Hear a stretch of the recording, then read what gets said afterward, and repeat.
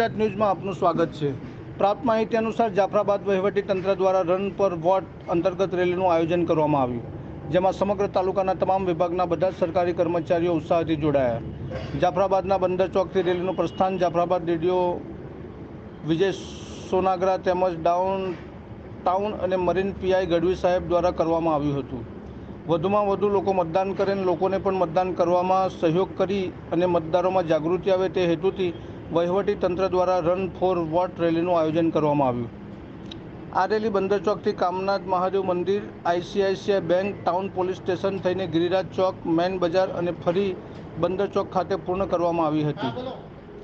વહીવટી તંત્ર દ્વારા છેલ્લા ઘણા સમયથી મતદાન જાગૃતિના અલગ અલગ કાર્યક્રમ કરવામાં આવ્યા હતા। તે અંતર્ગત આજે જાફરાબાદ શહેરમાં રેલીનું આયોજન કરવામાં આવ્યું હતું।